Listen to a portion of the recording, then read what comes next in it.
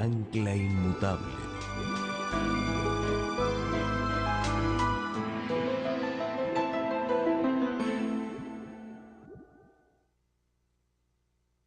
En esta tarde quiero continuar el tema que trazamos ayer en la tarde, desde una perspectiva un poquito distinta que lo que estudiamos ayer, pero relacionado con el mismo tema: cómo Dios rescata a través de Jesús aquello que se ha perdido. Antes de estudiar, sin embargo, vamos a inclinar nuestros rostros e implorar la presencia de Dios en forma especial con nosotros. Oremos. Nuestro Padre, nuestro Dios, gracias porque podemos interrumpir nuestras actividades regulares de la tarde para venir a este lugar con el fin de abrir tu palabra para escuchar tu voz. Pedimos, Señor, la presencia de tu Santo Espíritu. Abre nuestro entendimiento, enternece nuestros corazones para que podamos recibir el mensaje que tienes para nosotros. Te damos gracias por escuchar nuestra oración, porque te lo pedimos en el nombre de Jesús. Amén. En esta tarde quiero empezar nuestro estudio leyendo el mismo versículo con que empezamos ayer. Génesis, el capítulo 1 y el versículo 26. Dos puntos claves que quiero recalcar otra vez en este versículo. Está hablando de la creación del hombre y declara lo siguiente: entonces dijo Dios, hagamos al hombre a nuestra imagen, conforme a nuestra semejanza. Y ahora viene el primer concepto. Y señoree, prefiero la palabra reine, porque tiene que ver con un rey. Reine, ¿dónde?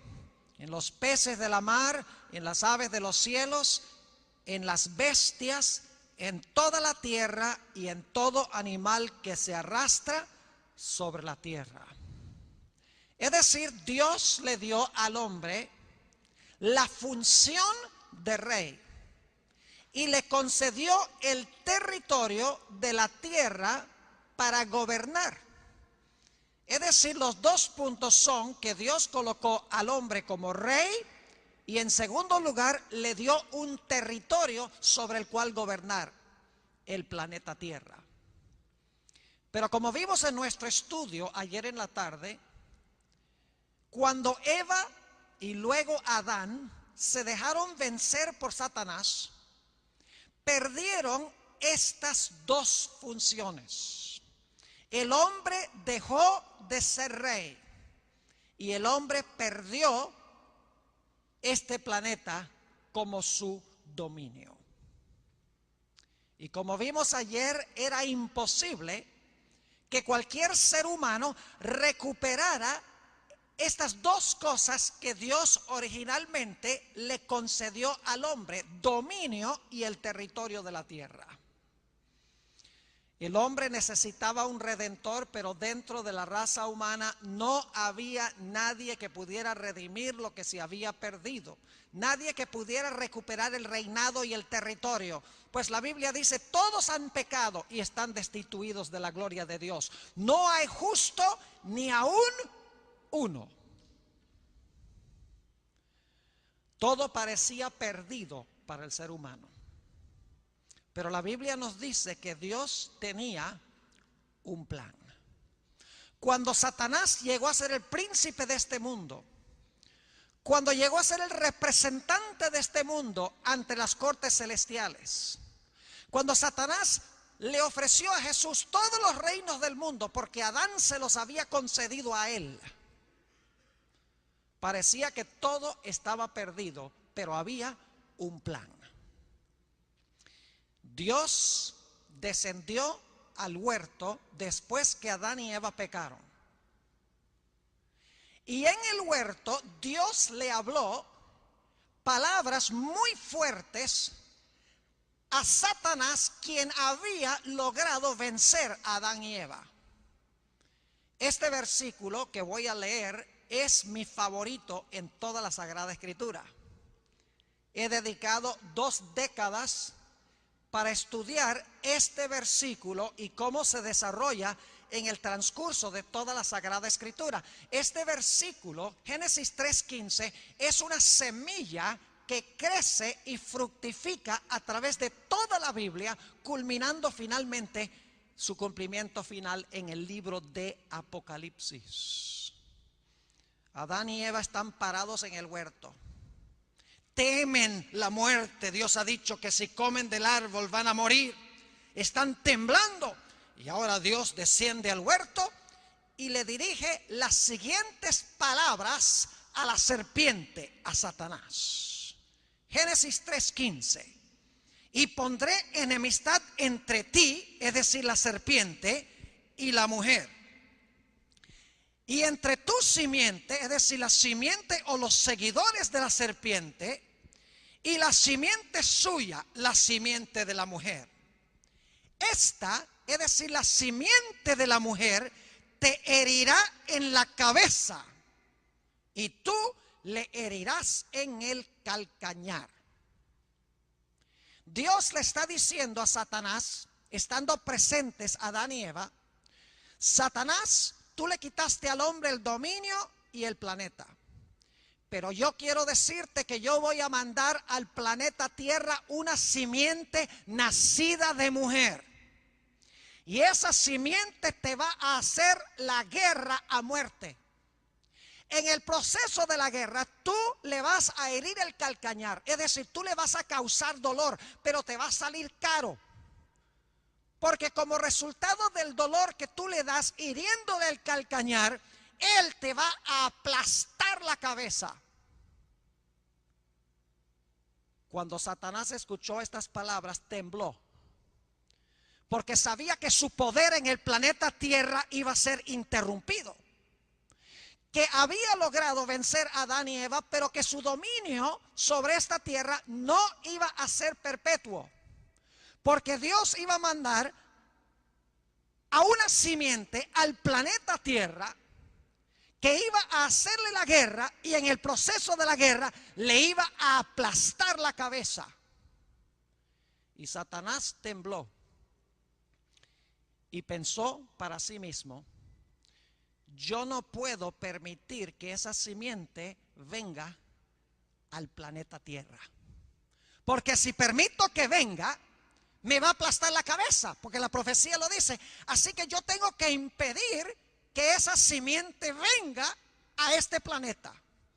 Y por lo tanto, desde ese momento en adelante, Satanás se propuso impedir que esa simiente viviera. Y en esta luz es que debemos entender todo el Antiguo Testamento. El Antiguo Testamento es la historia de Dios obrando para que se cumpla Génesis 3:15, y Satanás obrando para impedir que se cumpla Génesis 3:15. Dios moldeando los eventos terrenales para que pueda venir la simiente y aplastarle la cabeza a Satanás, y Satanás tratando de impedir que esa simiente pueda venir para aplastarle la cabeza. Les puedo dar varios ejemplos de historias en el Antiguo Testamento que leemos sencillamente como historias y no a la luz de Génesis 3:15. Por eso no las entendemos bien. La historia de Caín y Abel, primer cumplimiento de Génesis 3:15. En la historia de Caín y Abel hay una mujer, Eva. En la historia de Caín y Abel hay 2 simientes, como dice Génesis 3:15. En la historia de Caín y Abel hay enemistad. Y en la historia de Caín y Abel hay también involucrado la serpiente, Satanás. Porque en 1 de Juan 3:12 dice: no como Caín, que era del maligno y mató a su hermano. Caín mató a su hermano porque era del maligno, según la Biblia. La serpiente está involucrada detrás del escenario. ¿Por qué razón quiso Satanás usar a Caín para matar a Abel? Porque Satanás sospechaba que posiblemente Abel podría ser la simiente prometida que le iba a aplastar la cabeza. Así que cuando Abel muere, Satanás dice: problema resuelto, no más simiente. Pero los planes de Dios no conocen derrota. Así que ahora dice en Génesis el capítulo 4, Génesis el capítulo 4 y el versículo 25: y conoció de nuevo Adán a su mujer, la cual dio a luz un hijo y llamó su nombre Set, que significa sustituto. ¿Por qué le puso el nombre sustituto? Ella misma explica: porque Dios, dijo ella, me ha suscitado otro hijo en lugar de Abel, a quien mató Caín. Lamentablemente la traducción del 60 no capta el significado de este versículo, porque literalmente dice en el hebreo: porque Dios me ha sustituido otra simiente en lugar de Abel, a quien mató Caín.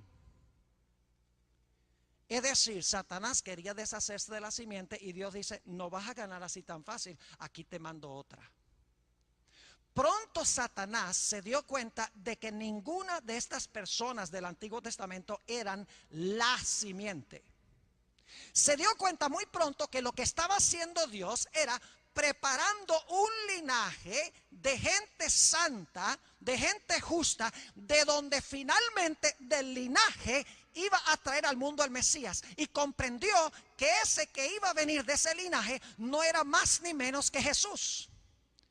Y por lo tanto Satanás dice: yo tengo que acabar con el linaje, y tengo que acabar, si no puedo acabar con el linaje de una manera, lo hago de otra forma. Y a través de todo el Antiguo Testamento, Satanás usó dos métodos para tratar de acabar con la simiente. Número uno, tratando de matar a la simiente, como vimos en la historia de Caín y Abel. El segundo método fue tratar de infiltrar a la simiente para dañar espiritualmente el linaje, para que se interrumpiera el linaje santo, para que no pudiera venir el Mesías. Es interesante analizar la historia del diluvio. La Biblia dice que antes del diluvio, los hijos de Dios, que son del linaje de Set, es decir, son el linaje de los justos, de donde vendrá la simiente prometida, los hijos de Dios vieron que las hijas de los hombres eran hermosas. Las hijas de los hombres son las descendientes del linaje impío de Caín. Es decir, los fieles hijos de Dios vieron a las hijas de Caín, es decir, a las impías descendientes del linaje de Caín, vieron que eran hermosas. Y dice la Biblia que empezaron a tomarse esposas de entre ellas. Los hijos de Dios se entremezclaron con los hijos de los hombres. ¿Qué estaba tratando de hacer Satanás con esto? Bueno, déjenme preguntarles: ¿cuántas personas creen ustedes que había en este mundo el día antes del diluvio?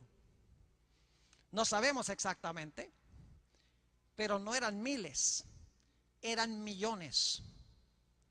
Porque entre la creación y el diluvio pasaron 1656 años.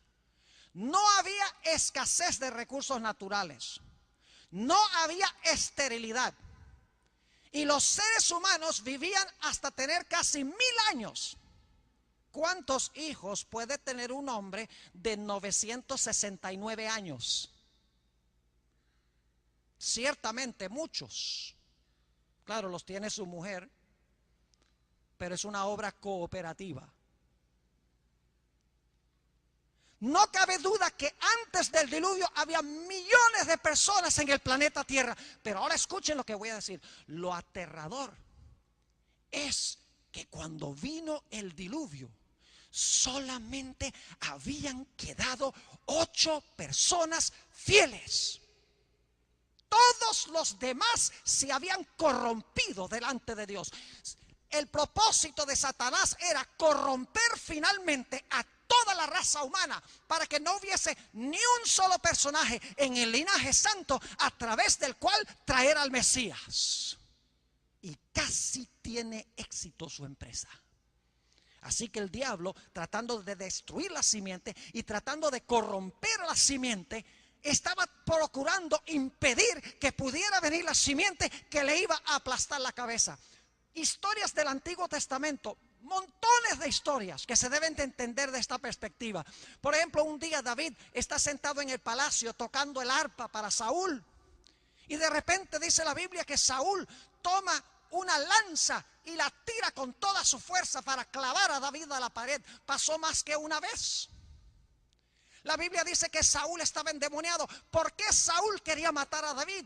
¿Sencillamente porque le tenía celos? ¿Porque pensaba que David iba a ser rey? No, porque había una profecía, y Satanás la conocía, de que el Mesías iba a ser hijo de David. En los días de Sennacherib, Satanás trató de destruir a toda la nación judía, 185,000 soldados, con el fin de aniquilar a toda Jerusalén. El ángel de Jehová destruyó a todos los 185,000. En los días de Esther, Satanás trató de desarraigar a toda la nación judía.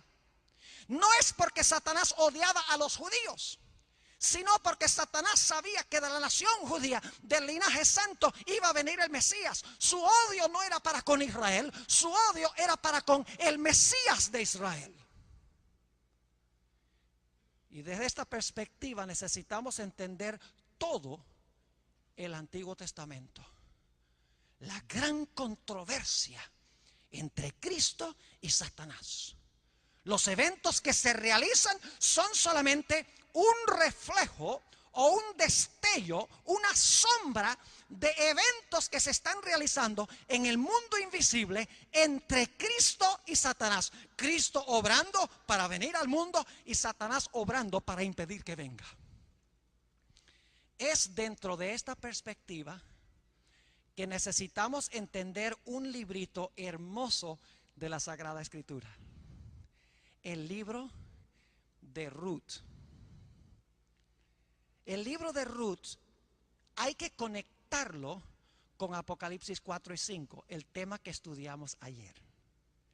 Así que la mayoría de nuestros comentarios en el tema de esta tarde los vamos a dedicar al libro de Ruth, siempre y cuando recordando que el libro de Ruth revela de alguna manera la gran controversia entre Cristo y Satanás. Satanás tratando de impedir que pueda venir el Mesías y Cristo obrando para que Él pueda venir a redimir lo que se había perdido. Ahora, no tenemos tiempo de leer toda la historia de Ruth, así que ciertas partes de la historia se las voy a contar. La historia empieza en un pueblo que se llama Belén Éfrata. Resulta que en Belén Éfrata vivían Noemí y su esposo Elimelec. La Biblia da la impresión de que ellos tenían un matrimonio supremamente feliz. Y el Señor bendijo el matrimonio con 2 hijos. Uno se llamaba Maalón y el otro se llamaba Quilión. Por varios años, Noemí y Elimelec vivieron felices allá en Belén Éfrata. Pero luego vino la calamidad. Una sequía fulminadora cayó en la región de Belén Éfrata. Y como resultado de la sequía, Elimelec tuvo que vender su herencia y emigró a la tierra de Moab. Ahora inmediatamente nos preguntamos, ¿de dónde vino esa sequía? ¿Y por qué fue que sucedió esa sequía? ¿Será que fue un desastre natural, sencillamente porque no llovió? ¿O será que había alguien detrás del telón tratando de lograr que Elimelec y Noemí tuvieran que irse y abandonar su herencia? A mí no me cabe duda de que el que causó esta sequía fue Satanás, con el fin, y se lo voy a demostrar en un momento, con el fin de que Elimelec y Noemí tuvieran que irse de la tierra de Israel, porque Satanás sospechaba que de esta familia posiblemente iba a venir el Mesías prometido. Y ustedes dicen, ¿cómo sabe, pastor, que la sequía fue causada por Satanás? Porque tenemos otra historia parecida a esta a donde está clarito que Satanás lo hace para cumplir sus propósitos. La historia de José. No puedo contarles toda la historia de José. Es una historia de las providencias de Dios, de los actos providenciales de Dios. Solamente les voy a recalcar ciertos puntos. Ustedes conocen la historia de José. Es vendido por sus hermanos. Qué injusticia tan grande. Ese muchacho no le había hecho nada a sus hermanos. Y luego, después de venderlo injustamente, va a parar a la casa de Potifar, y por ser fiel a Dios, ahora va a parar en la cárcel. Si había alguien que justamente, humanamente hablando, podría haberse amargado, fue José. Porque lo vendieron sin causa y luego paró en la cárcel también sin causa. Podría haber renegado contra Dios. Podría haber dicho, ve, yo soy fiel a Dios y mira lo que me da Dios. Me venden y luego voy a parar a la cárcel. Pero José había decidido en su corazón que él iba a ser fiel a Dios, que él no podía entender lo que estaba pasando, pero Dios tenía un plan. Y ciertamente Dios tenía un plan. Para cortar una historia larga, José conoció en la cárcel al copero de Faraón. Y le dijo al copero cuando salió de la cárcel, acuérdate de mí cuando vayas ante el faraón. Y dice la Biblia que el copero salió y por 2 años no dijo nada. Un acto providencial de Dios. No era tiempo de hablar todavía. Dios le dio amnesia con un propósito especial. Pero a los 2 años, cuando el faraón tiene estos sueños de las vacas gordas y flacas y las espigas gordas y flacas, ahora es necesario alguien que interprete el sueño, y en el momento preciso el copero dice, tengo el candidato. José está en el calabozo. Dice faraón, tráiganlo. Y la historia dice que José le explicó al rey que iba a haber 7 años de abundancia, superabundancia, seguidos por 7 años de sequía, y que necesitaba un hombre que pudiera guardar los productos agrícolas durante la abundancia, para que hubiese suficiente alimento para que la gente no muriese durante los 7 años de sequía. Y la gente dijo, bueno, ¿quién mejor que José? Y pusieron a José. Vinieron los 7 años de abundancia. José sabiamente guardó en los establos de Egipto grandes provisiones de alimento. Vinieron los 7 años de sequía, y después de un tiempo, ¿quiénes vinieron a Egipto? Los hijos de Jacob. Yo les pregunto, ¿qué hubiera sucedido si Dios no hubiera mandado a José a Egipto? ¿Qué hubiera pasado con Jacob y su familia? ¿Se hubieran muerto de qué? De hambre. Ese era el blanco de Satanás.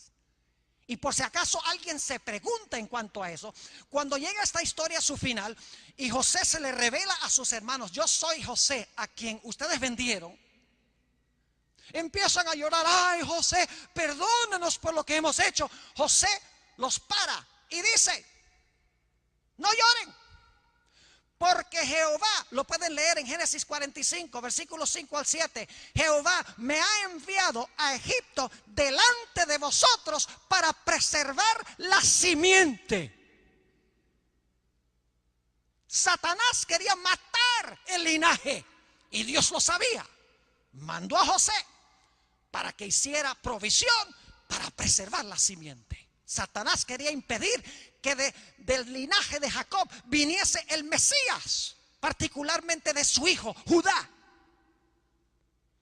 Así debemos entender esta historia. Así que Satanás causa esta sequía en los días de Ruth, porque él ve algo en Noemí y Elimelech que le puede ser una amenaza. Él dice, los voy a mandar allá, y van a parar a la tierra de Moab, una tierra pero inicua.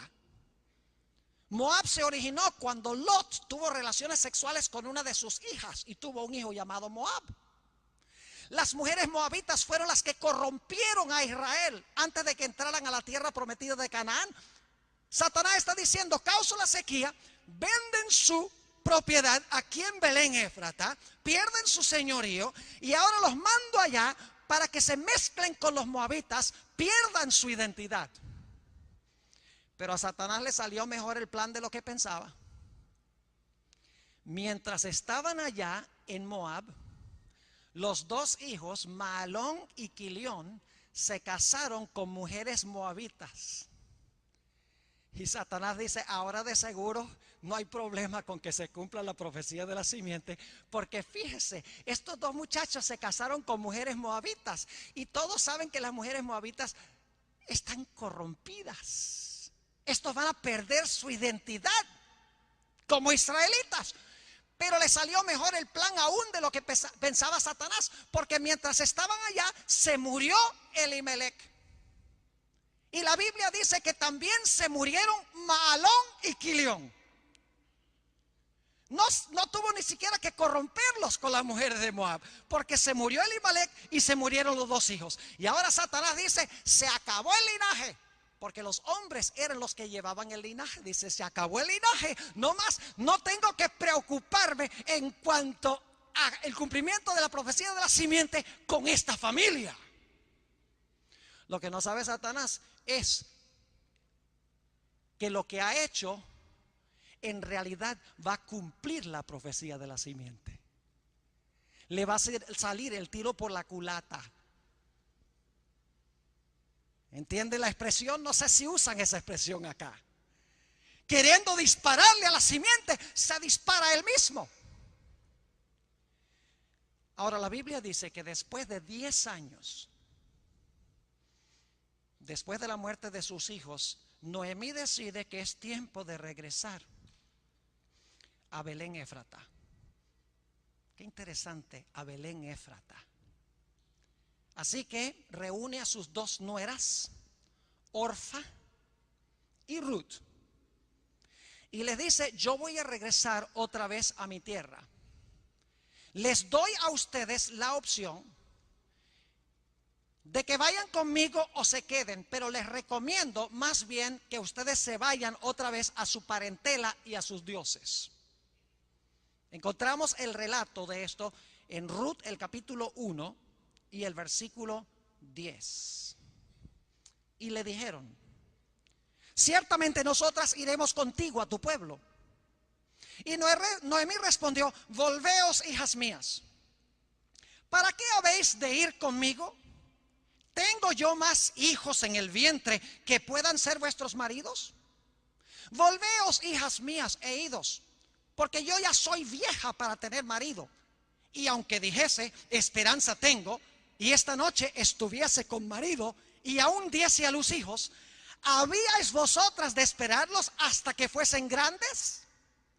¿Habíais de quedaros sin casar por amor a ellos? Es decir, no tengo hijos. Si tuviera hijos, de aquí al momento cuando sean grandes y puedan casarse con ustedes, ya es demasiado tarde. Dice, no, váyanse. Versículo 13, ¿habíais vosotros de esperarlos hasta que fuesen grandes? ¿Habíais de quedaros sin casar por amor de ellos? No, hijas mías, que mayor amargura tengo yo que vosotras, pues la mano de Jehová ha salido contra mí. Noemí está renegando contra Dios, porque primero tuvieron que vender su herencia por la sequía, luego se me muere mi esposo, luego se mueren mis hijos y ahora estoy a punto de perder mis nueras. Jehová me ha tratado mal. Está amargada Noemí. Si tan solo supiera lo que era el plan de Dios, por qué Dios había permitido que sucediera todo eso, nunca hubiera renegado contra Dios. Noten lo que dice el versículo 15. Y Noemí dijo, ahora habla con Ruth porque Orfa se va. He aquí tu cuñada se ha vuelto a su pueblo y a sus dioses. Vuélvete tú tras ella, es decir, vete tú también, Ruth. Respondió Ruth, y ahora vienen las famosas palabras, no me ruegues que te deje y me aparte de ti, porque a donde quiera que tú fueres, iré yo, y donde quiera que vivieres, viviré. Tu pueblo será mi pueblo y tu Dios mi Dios. Donde tú murieres, moriré yo, y allí seré sepultada. Así me haga Jehová, y aún me añada que solo la muerte hará separación entre nosotras dos. Así que Ruth, la moabita, ahora se pega a Noemí, su suegra, y dice: yo voy a regresar a Belén Éfrata contigo. Dios está importando a Belén Éfrata a alguien muy importante que va a cumplir las profecías en cuanto a la simiente. Lo interesante es notar cuando Noemí llega a Belén. La Biblia dice que todo el mundo se conmueve y dicen: ha llegado Noemí. Vamos a leer el relato empezando en el versículo 19. Anduvieron pues ellas dos hasta que llegaron a Belén. Y aconteció que habiendo entrado en Belén, toda la ciudad se conmovió por causa de ellas. Y decían: ¿no es esta Noemí? La palabra Noemí significa placentera. ¿No es esta placentera? Y ella les respondía: no me llaméis Noemí, sino llamadme Mará, que significa amarga. No me digan placentera, díganme amarga. Porque en grande amargura me ha puesto el Todopoderoso, renegando contra Dios, quejándose contra Dios por lo que Dios ha hecho con ella. Ella dice: Dios me ha tratado mal. Si tan solo supiera cuál era el plan de Dios. Hermanos y hermanas, apreciados jóvenes, esto nos enseña una gran lección. Cuando estamos pasando por tribulaciones y problemas y dificultades y no entendemos lo que está sucediendo, no reneguemos, porque Dios tiene un plan. Lo que pasa es que cuando estamos pasando por las pruebas no entendemos el plan, pero cuando salimos de las nubes y de la tormenta y miramos hacia atrás, decimos: ve, Dios tenía un plan muy sabio. No reneguemos por las cosas que nos vienen a la vida. No nos quejemos, porque Dios tiene un plan. Versículo 21. Yo me fui llena, pero Jehová me ha vuelto con las manos vacías. ¿Por qué me llamaréis Noemí? Ya que Jehová ha dado testimonio contra mí y el Todopoderoso me ha afligido. Así volvió Noemí y Ruth la moabita, su nuera, con ella. Volvió de los campos de Moab y llegaron a Belén al comienzo de la siega de la cebada en la primavera. Por ahí el mes de marzo, abril, la primavera en Israel. Yo sé que aquí la primavera está por comenzar en septiembre, otro hemisferio. Llegaron al tiempo de la cosecha de la cebada. Y ahora se va a desarrollar la historia de una forma excepcional. Resulta que cuando llegaron, acuérdense que Noemí no tenía donde caerse muerta. Había perdido su herencia. Era una sierva. Y no tenía, es más, no tenía nadie que perpetuara el nombre de la familia de donde podría venir la simiente. Su nombre iba a desaparecer en la historia, porque todos los varones se habían muerto en la familia. Ella necesitaba un redentor, un pariente cercano que pudiese redimir la herencia perdida, pudiese restaurarlas nuevamente en señorío sobre esa herencia y pudiese perpetuar su nombre. Pero no había varón.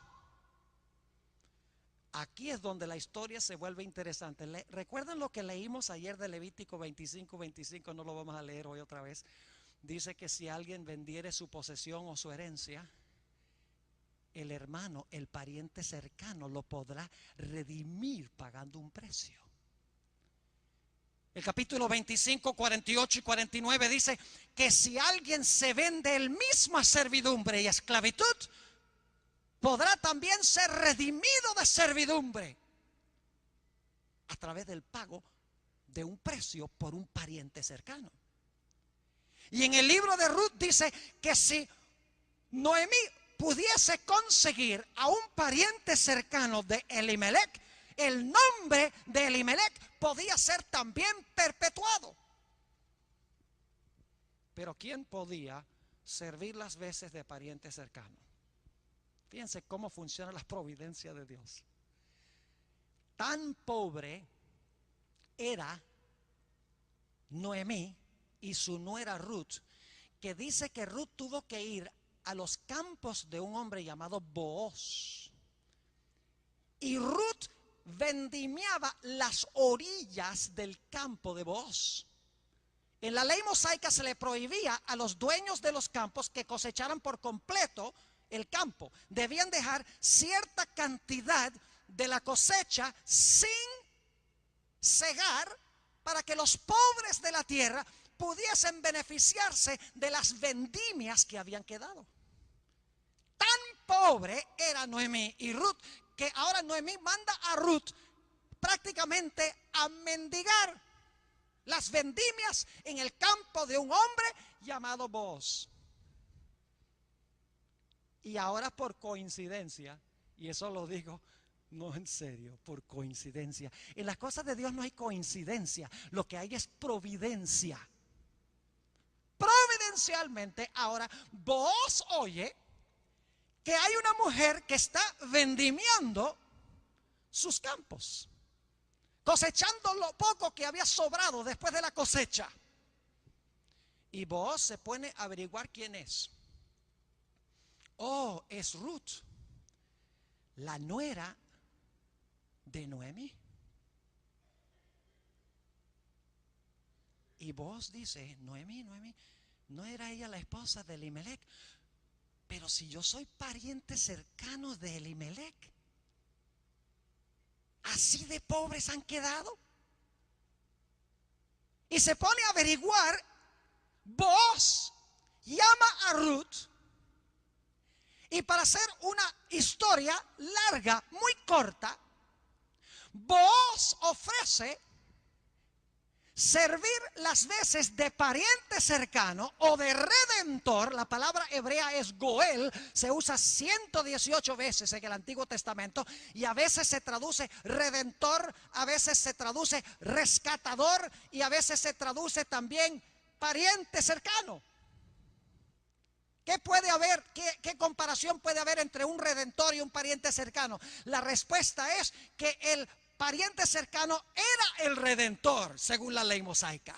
Así que Booz dice: yo estoy dispuesto de pagar el precio para rescatar la herencia que se había perdido, para reinstaurar otra vez a Noemí en su posición y para perpetuar el nombre de Elimelech.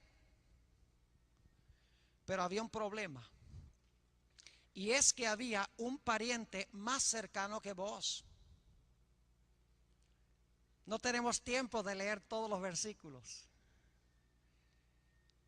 pero en el capítulo 3 y el versículo 13, Booz le dice a este pariente más cercano, le dice: mira, ¿por qué no redimes tú la herencia de Elimelech casándote con Ruth? Y el individuo dice: está bien. No, eso no es lo que dice. Él dice: rescatar la herencia está bien, pagar el precio para devolverle otra vez sus tierras está bien, pero casarme con Ruth no. Así que él dice: paso, no lo quiero hacer. Así que ahora el camino quedó abierto para que Booz sirviese como el rescatador, como el redentor, como el pariente cercano, para rescatar la herencia perdida, para rescatar el señorío perdido y para perpetuar el nombre de donde en el futuro podría venir el Mesías. Y la Biblia dice que Booz se casó con Ruth. Ahora llegamos al clímax de la historia. Aquello hacia lo cual se están moviendo todos estos eventos. Recuerden Génesis 3:15. Satanás obrando para impedir que se cumpla la profecía de la simiente. Dios obrando para que se cumpla. Satanás dice, causó la sequía, se van a Moab. Se corrompen con los moabitas. De esa familia no se puede cumplir nada. Le va mejor todavía de lo que pensaba. Se muere Elimelech y los 2 hijos. Dice, ahora sí es verdad que nada se va a cumplir allí.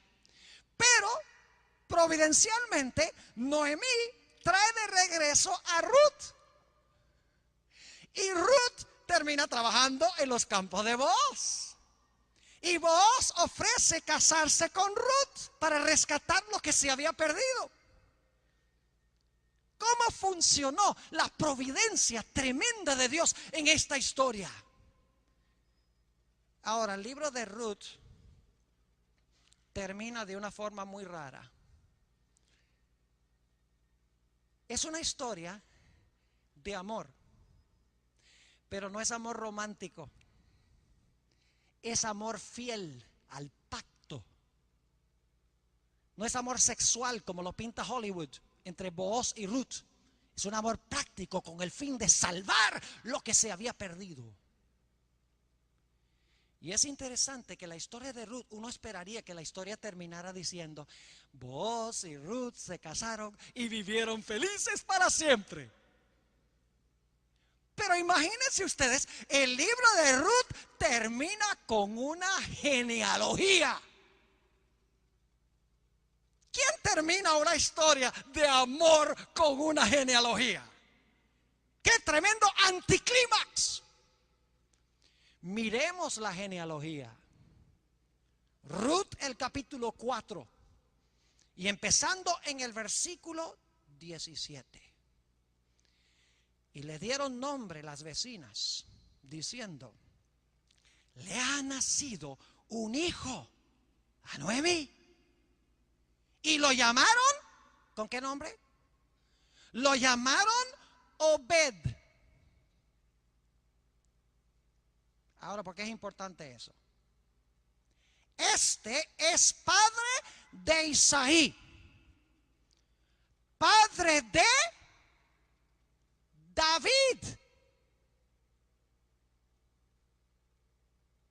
¿Cómo es la cosa? ¿Cómo se llamaba el hijo? Obed, ¿que era el padre de quién? De Isaí, ¿que era el padre de quién? De David. Y yo pregunto, ¿quién iba a venir después de David?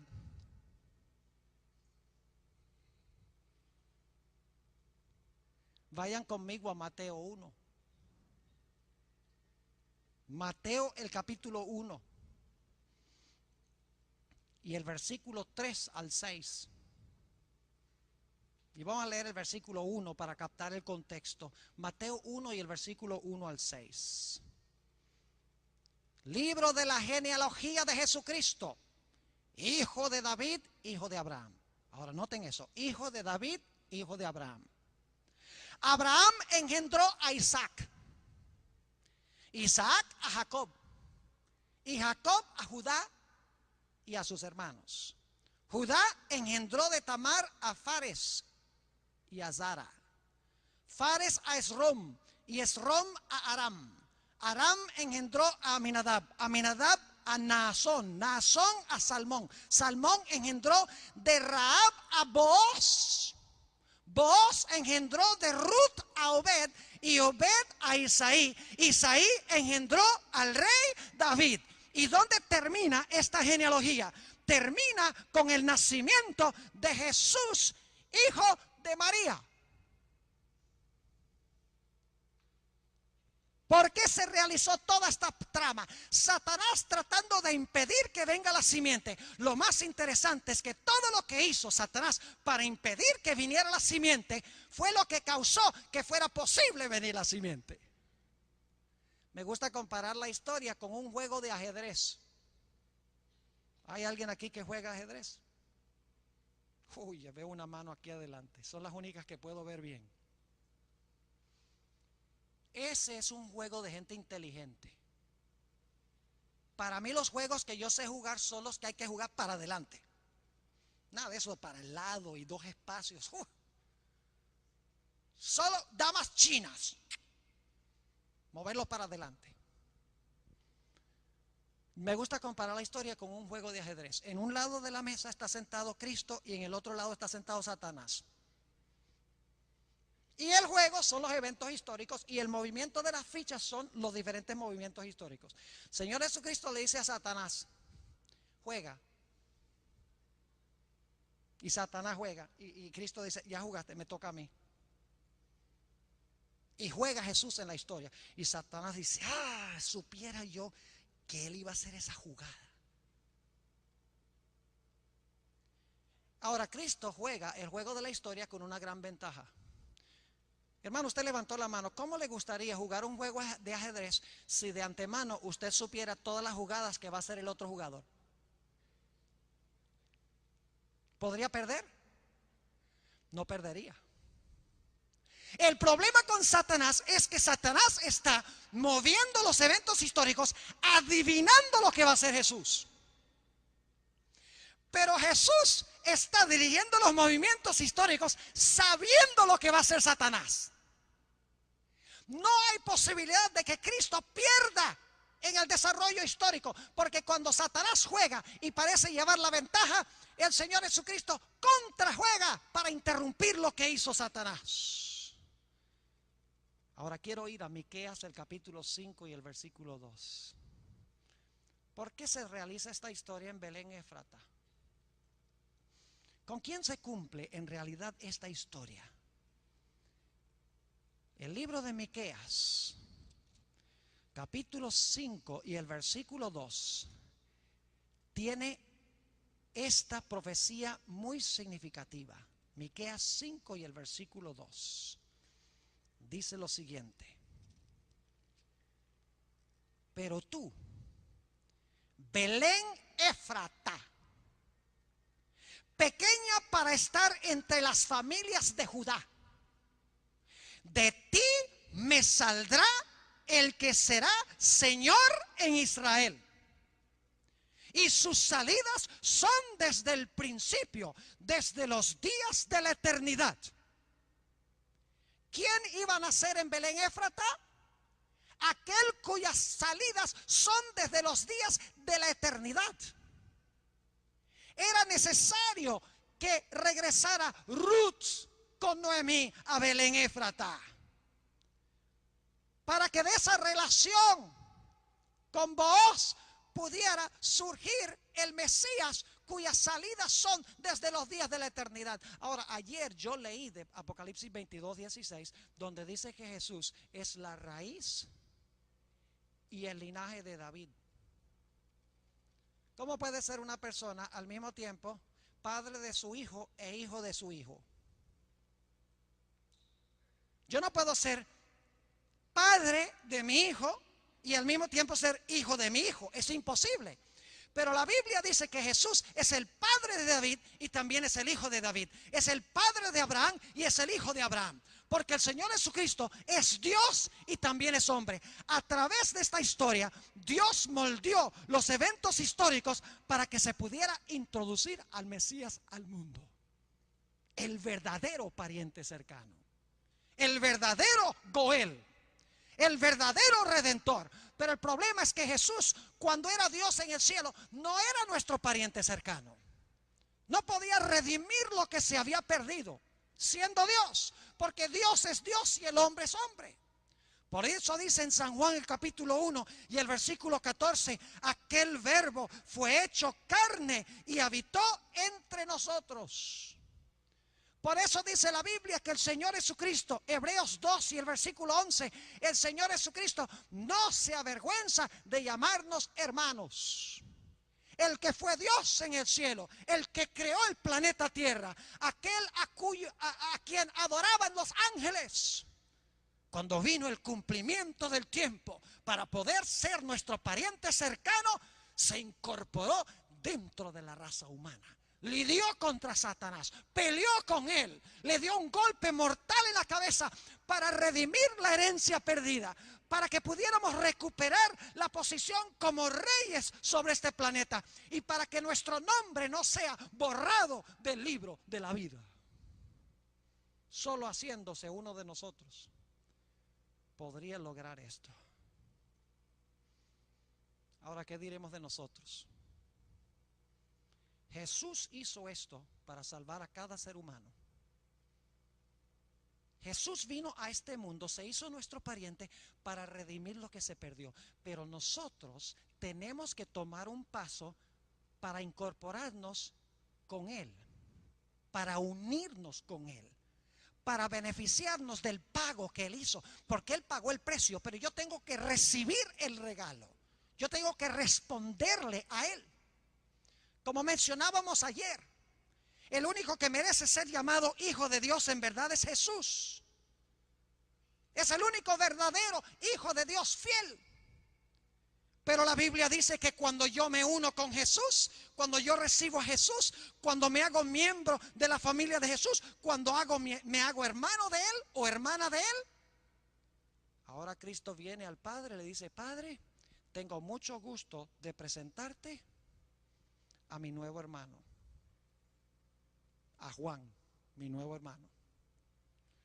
Padre, tengo ahora el gusto de presentarte a mi nueva hija, mi nueva hermana, tu nueva hija, María. Me ha aceptado, ha sido sepultada en las aguas bautismales, su vieja vida ha sido enterrada, ha nacido en nuestra familia, es mi hermano, es mi hermana. Y entonces el Padre mira a Jesús y dice: si Juan es tu hermano y si María es tu hermana, entonces son mis hijos. Eso es lo que dijo Jesús, lo que quiso decir Jesús cuando declaró: yo soy el camino, la verdad y la vida. Nadie viene al Padre sino por mí. Nos unimos a Jesús y a través de Jesús nos unimos con Dios como hijos e hijas de Dios. ¡Qué gran privilegio el ser hijos e hijas de Dios! En esta tarde yo quiero hacer un llamado solemne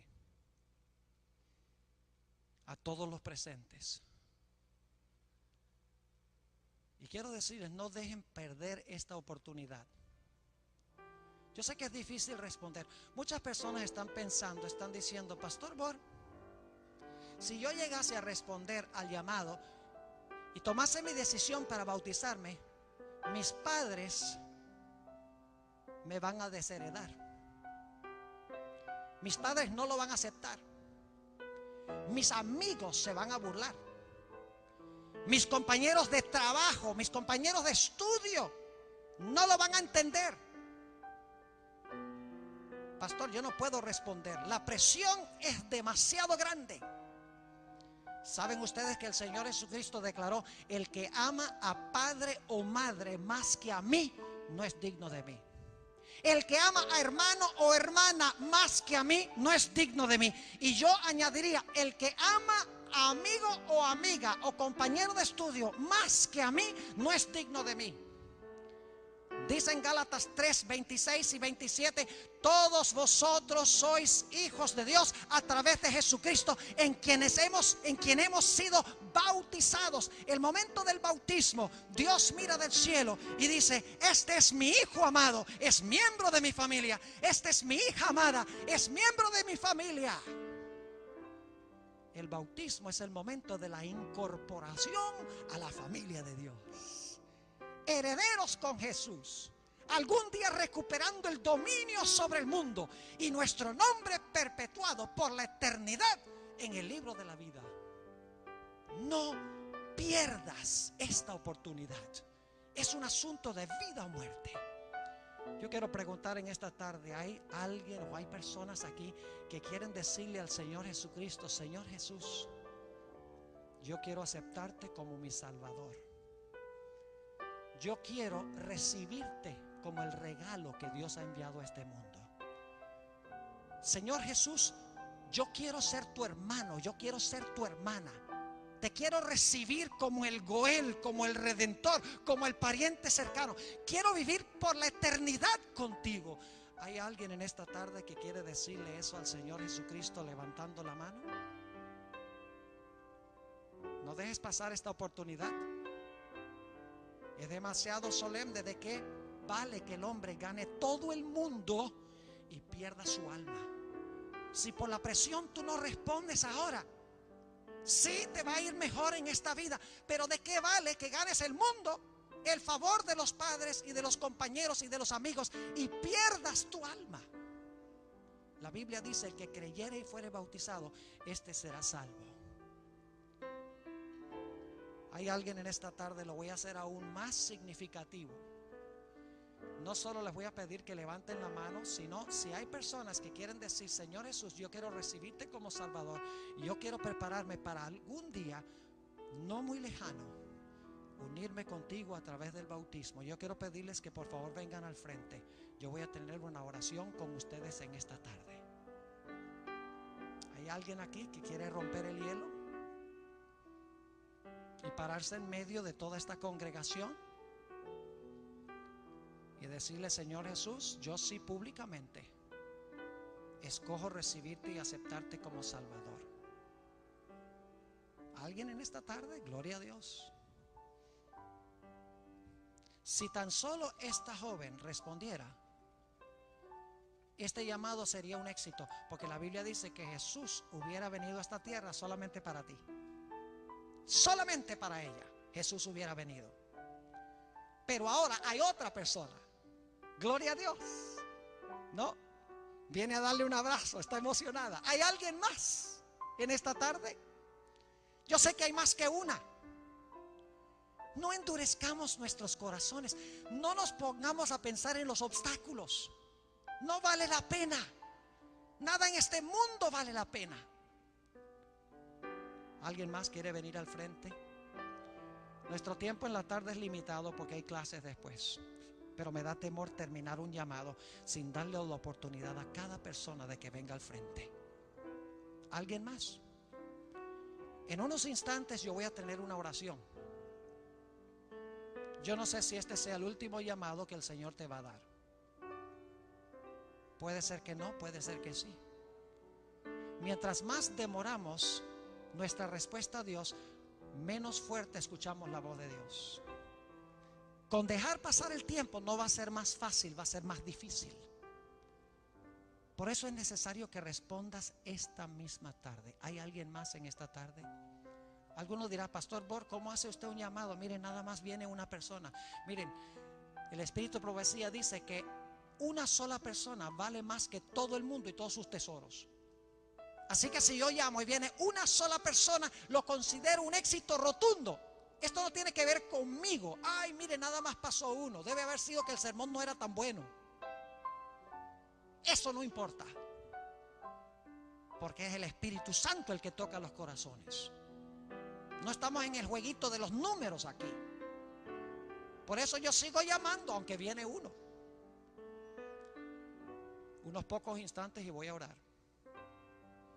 ¿Alguien más que con valentía quiere escuchar la voz del Espíritu Santo que te está hablando en este mismo instante y te está instando a responder a la voz de Dios y a venir al frente? ¿Alguien más?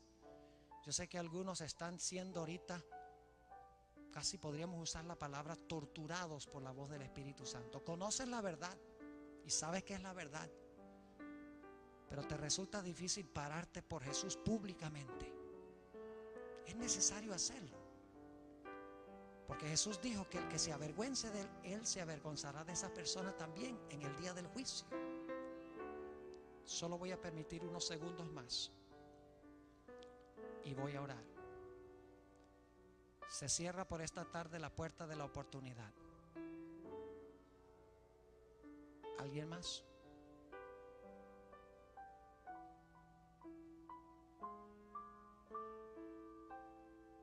¿Será posible que no hay nadie más? ¿Será posible que todos los que están aquí han recibido a Jesús como Salvador? Yo no creo. Yo creo que hay personas aquí que deben ahora tomar una decisión. Responde. Jesús te llama, Jesús te está hablando en esta tarde. Muy bien. Hay gozo en el cielo. por esta hermana preciosa que ha venido aquí al frente. Hay tristeza en el cielo, porque hay muchos más que deberían haber respondido y no lo hicieron. Pero yo voy a continuar orando por ti. He estado orando por meses sin saber quiénes son ustedes, para que en esta semana de oración los que deben responder lo hagan. Y yo oro al Señor que en el llamado de mañana en la tarde el Espíritu Santo se manifieste en forma magistral en este sitio, que se rompa el hielo y que los que tienen el corazón cerrado lo abran, respondiendo al llamado de Jesús. Si alguien durante la oración quiere venir al frente, le invito a que lo haga. Oremos. Padre celestial, te damos gracias porque nos has sacado de las tinieblas a tu luz admirable. Te damos gracias porque desde el mismo comienzo, cuando entró el pecado al mundo, tú prometiste enviar a un redentor, a un pariente cercano para rescatar lo que se perdió. Señor, te quiero dar gracias por esta alma que ha venido aquí al frente, parándose sola frente de esta congregación. Gracias por ella. Te ruego que muy pronto ella pueda sellar su pacto con Jesús a través del bautismo. Pero hay muchas personas aquí, Señor, en esta tarde que tienen el corazón duro. Saben la verdad, saben que deben responder, no lo han hecho, han cerrado su corazón. Te ruego, Señor, que tú continúes trabajando con esos corazones, que tu Espíritu Santo no les conceda ni un instante de paz hasta que se hayan doblegado y hayan hecho una entrega de sus vidas a Jesús. Mi querido joven, señorita, si en este momento estás escuchando la voz del Espíritu Santo, ponte de pie donde quiera que estás. Dile sí a Jesús. Padre, gracias por haber estado con nosotros en esta tarde. Y te doy gracias por escuchar mi oración, porque te lo pido en el precioso nombre de Cristo Jesús. Amén. Amén.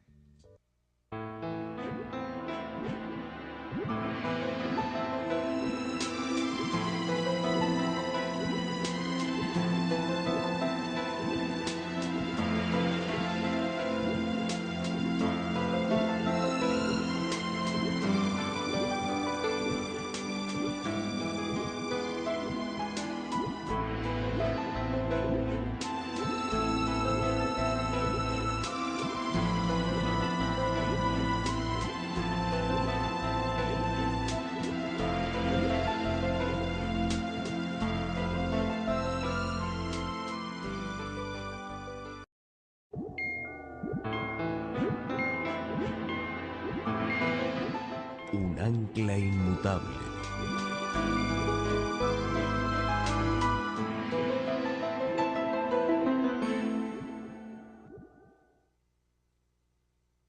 En esta tarde quiero continuar el tema que trazamos ayer en la tarde, desde una perspectiva un poquito distinta que lo que estudiamos ayer, pero relacionado con el mismo tema: cómo Dios rescata a través de Jesús aquello que se ha perdido. Antes de estudiar, sin embargo, vamos a inclinar nuestros rostros e implorar la presencia de Dios en forma especial con nosotros. Oremos. Nuestro Padre, nuestro Dios, gracias porque podemos interrumpir nuestras actividades regulares de la tarde para venir a este lugar con el fin de abrir tu palabra para escuchar tu voz. Pedimos, Señor, la presencia de tu Santo Espíritu. Abre nuestro entendimiento, enternece nuestros corazones para que podamos recibir el mensaje que tienes para nosotros. Te damos gracias por escuchar nuestra oración, porque te lo pedimos en el nombre de Jesús. Amén. En esta tarde quiero empezar nuestro estudio leyendo el mismo versículo con que empezamos ayer. Génesis, el capítulo 1 y el versículo 26. Dos puntos claves que quiero recalcar otra vez en este versículo. Está hablando de la creación del hombre y declara lo siguiente: entonces dijo Dios. Satanás llegó a ser el príncipe de este mundo. Cuando llegó a ser el representante de este mundo ante las cortes celestiales, cuando Satanás le ofreció a Jesús todos los reinos del mundo, porque Adán se los había concedido a él, parecía que todo estaba perdido, pero había un plan. Dios descendió al huerto después que Adán y Eva pecaron.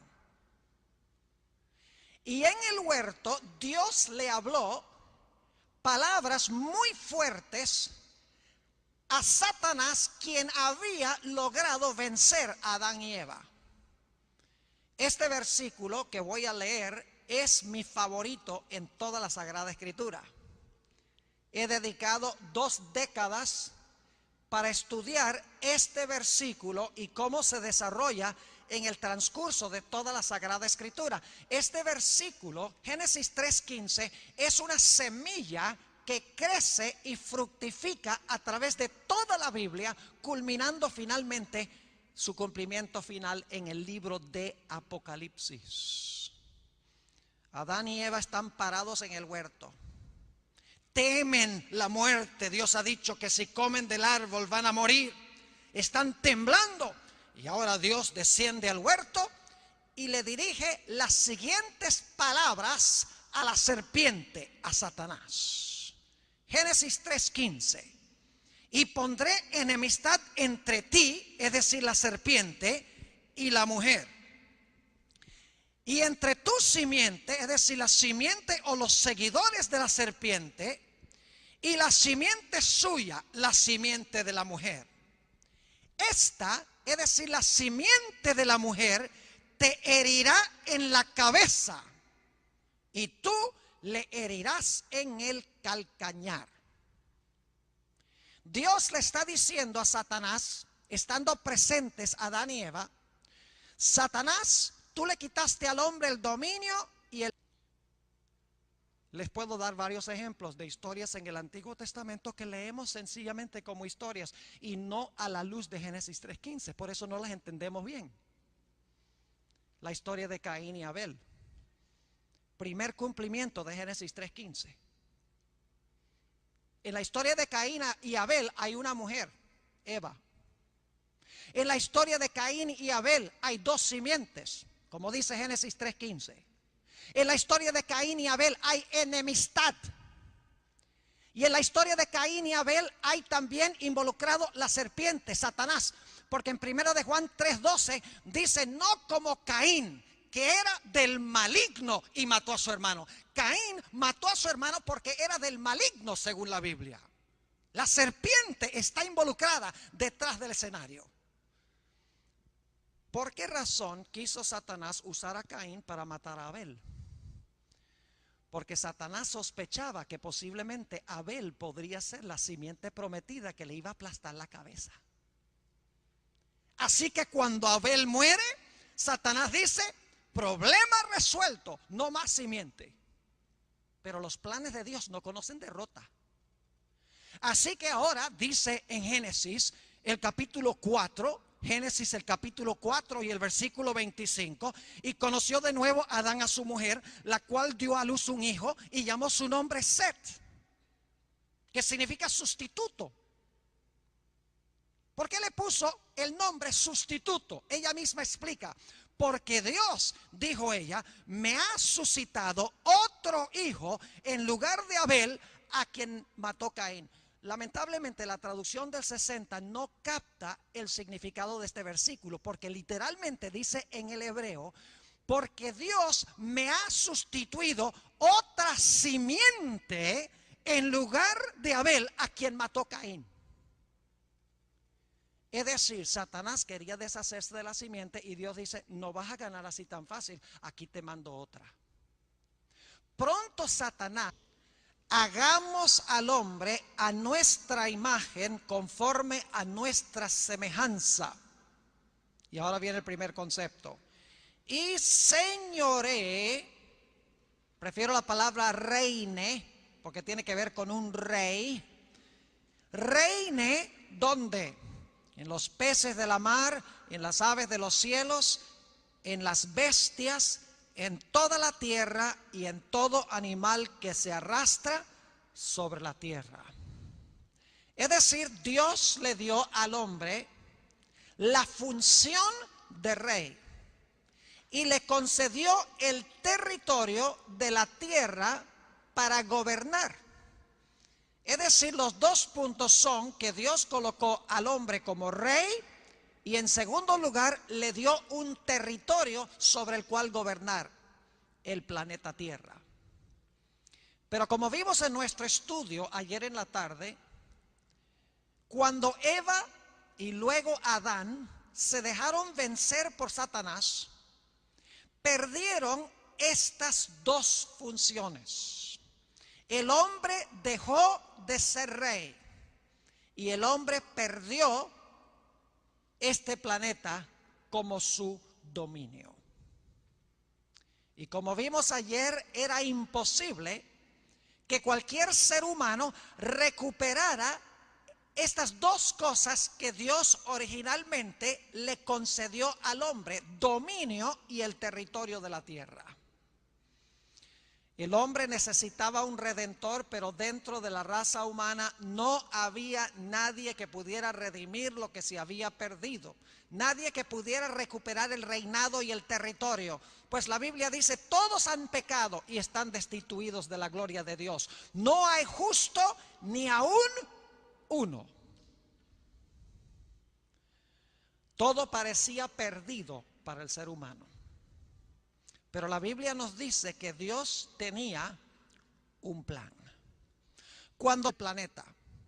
Pero yo quiero decirte que yo voy a mandar al planeta Tierra una simiente nacida de mujer.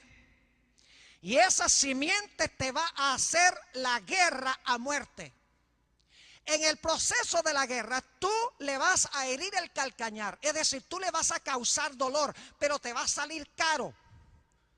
Porque como resultado del dolor que tú le das hiriéndole el calcañar, él te va a aplastar la cabeza. Cuando Satanás escuchó estas palabras, tembló.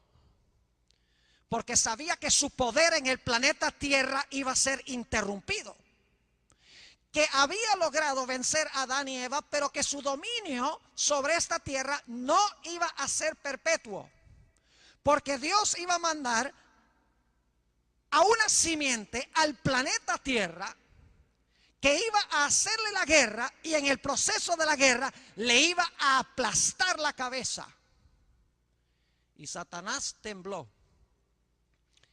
y pensó para sí mismo: yo no puedo permitir que esa simiente venga al planeta Tierra. Porque si permito que venga, me va a aplastar la cabeza, porque la profecía lo dice. Así que yo tengo que impedir que esa simiente venga a este planeta. Y por lo tanto, desde ese momento en adelante, Satanás se propuso impedir que esa simiente viviera. Y en esta luz es que debemos entender todo el Antiguo Testamento. El Antiguo Testamento es la historia de Dios obrando para que se cumpla Génesis 3:15 y Satanás obrando para impedir que se cumpla Génesis 3:15. Dios moldeando los eventos terrenales para que pueda venir la simiente y aplastarle la cabeza a Satanás, y Satanás tratando de impedir que esa simiente pueda venir para aplastarle la cabeza.